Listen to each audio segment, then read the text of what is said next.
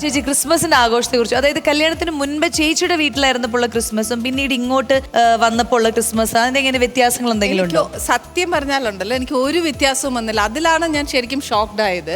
എന്നാന്ന് വെച്ചാൽ ഞാൻ ശരിക്കും വിചാരിച്ചു കല്യാണം കഴിഞ്ഞ് വരുമ്പോഴത്തേക്ക് ഇവിടെ കംപ്ലീറ്റ് വേറെ ആചാരങ്ങളും കൾച്ചറാണല്ലോ. അപ്പൊ ഞാൻ വിചാരിച്ചു പുൽക്കൂട് പോയി, ക്രിസ്മസ് ട്രീ പോയി, ഒന്നും കാണുകയല്ലാന്ന്. പക്ഷെ ഞങ്ങളുടെ കല്യാണം കഴിഞ്ഞ ജൂണിലാണ്. അപ്പൊ ആ ക്രിസ്മസ് വരുമല്ലോ ഡിസംബർ. ആ വന്നപ്പോഴത്തേനും ശരിക്കും പറഞ്ഞാൽ എന്റെ വീട്ടിലെക്കാട്ടിലും ഒത്തിരി നല്ലതായിട്ട് ഒരുക്കിയിട്ടുണ്ട്. ക്രിബ് എല്ലാം വെച്ച്, ക്രിസ്മസ് ട്രീ വെച്ച്, സ്റ്റാർ വെച്ചിട്ട്. അപ്പൊ ഞാൻ പറഞ്ഞു ശരി, എനിക്ക് എന്റെ വീടാണോ ഇവിടെയാണോ എന്ന് എനിക്ക് ഒരു ഇതുമില്ല. ശരിക്കും അതുമാതിരി ഷോക്കായിരുന്നു. ഞാൻ വിചാരിച്ചു എന്റെ എല്ലാ ക്രിസ്മസും ഒക്കെ പോയി. പക്ഷെ അന്ന് രാവിലെ ക്രിസ്മസിന് സാധാരണഗതിയിൽ ക്രിസ്മസിന് എല്ലാ വീട്ടിലും അപ്പവും സ്റ്റൂവും അതല്ല. അവിടെ അമ്മയും അത് തന്നെയാ ചെയ്യുന്നത്. അതിനകത്ത് ഒരു വ്യത്യാസമല്ല. ബിക്കോസ് ഞാൻ ഇവിടെ വന്നപ്പോ എനിക്ക് ഏറ്റവും പ്ലസ് പോയിന്റ് എന്നാന്നോ, ക്രിസ്മസ് എന്നില്ല, ഓണം എന്നില്ല, വിഷു എന്നില്ല. ആക്ച്വലി ഞങ്ങൾ എല്ലാം ആഘോഷിക്കും. നമ്മളിപ്പം ഒരു കുഞ്ഞു സന്തോഷമാണെങ്കിലും അത് ഭയങ്കരമായിട്ട് നമുക്ക് സെലിബ്രേറ്റ് ചെയ്യുക. അല്ലാതെ നെവർ എക്സ്പെക്ട് അത്രയും വരട്ടെ എന്നിട്ട് ഇല്ല. ആ കുഞ്ഞു സന്തോഷമാണെങ്കിലും പിള്ളേർ വളരുമ്പോഴത്തേനുണ്ടല്ലോ അവർ പിന്നെ വലുതായി കഴിയുമ്പോൾ ഗുഡ് മെമ്മറീസ് അല്ലേ. സത്യം നമ്മുടെയൊക്കെ കുഞ്ഞു ചെറുപ്പത്തിലൊക്കെ നമ്മൾ എന്നൊക്കെ ചെയ്തിട്ടുണ്ട്. ഇപ്പൊ പക്ഷെ നമ്മുടെ പിള്ളേർക്കൊന്നും അതൊന്നും ചെയ്യാൻ ഒക്കുന്നില്ല. അപ്പൊ ദേ മിസ് എ ലോട്ട്. അങ്ങനെ അതുകൊണ്ട് ഞാൻ പറയാം, കുഞ്ഞു കാര്യമാണെങ്കിലും എൻജോയ്.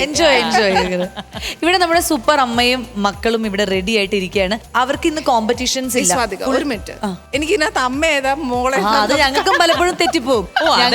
അതൊക്കെ നമ്മൾ അതെല്ലാം അമ്മമാരെല്ലാരും കൈവെക്കൂ, ക്ലാസ്സിൽ കൈ. യെസ്, ഇതാണ് നമ്മുടെ അമ്മമാർ. അപ്പൊ ബാക്കിയുള്ളവർ കുട്ടികളാണല്ലോ. പക്ഷെ പലപ്പോഴും ഞങ്ങൾക്ക് തെറ്റിപ്പോവും.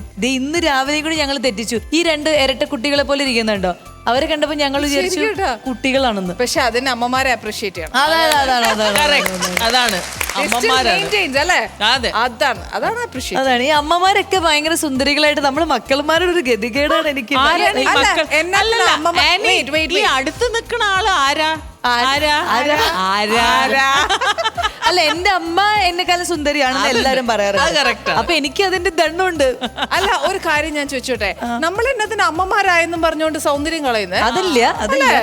നമ്മളും ഈ പിള്ളേരെ പോലെയൊക്കെ ഞങ്ങളും വളർന്നതാ അല്ലേ? അപ്പൊ പിന്നെ എന്നതിന് നമുക്കുള്ള സൗന്ദര്യം ദൈവം തമ്പുരാൻ തന്നാന്ന് വെച്ചാൽ ഞങ്ങൾ ആസ്വദിക്കണം. അതാണ് ഇപ്പോൾ ഇവിടെ സംഭവിക്കുന്നത്. പക്ഷെ ഞങ്ങളും അത് ആസ്വദിക്കുന്നുണ്ട്. അപ്പൊ ആനി ചേച്ചിക്ക് ഈ അമ്മമാരോടും ഈ കുഞ്ഞുങ്ങളോടും എന്താണ് ഒരു ക്രിസ്മസ് ആയിട്ട് പറയാനുള്ളത്? ഒന്നുമില്ല, ഞാൻ അവരുടെ കൂടെ നിൽക്കും. യെസ്. അപ്പൊ ആനീസ് കിച്ചന്റെ ഒരു ടാഗ് ലൈൻ ഉണ്ടല്ലേ, അത് പറഞ്ഞ് നമുക്ക് തുടങ്ങിയാലോ? Cook with love. Cook with love. അത് എന്നാന്നറിയാവോ? ശരിക്കും പറഞ്ഞാൽ ഞങ്ങൾ ആ ടാഗ് ലൈൻ വരാൻ കാര്യം അവരുടെ സ്നേഹം മാത്രമാണ് ഞങ്ങൾക്ക് സെക്കൻഡ് തുടങ്ങാൻ പറ്റി. അതെ അല്ലേ? അത് ആ ഒരു സ്നേഹം എന്ന് പറയുന്നതാണ് ഞങ്ങളുടെ ബലം. അപ്പൊ ഞങ്ങൾ ഇനി അങ്ങനെ സീസൺ നെക്സ്റ്റ് സ്റ്റാർട്ട് ചെയ്യുന്നു. Yes, super. അപ്പോ Annie's kitchen, let's cook with love.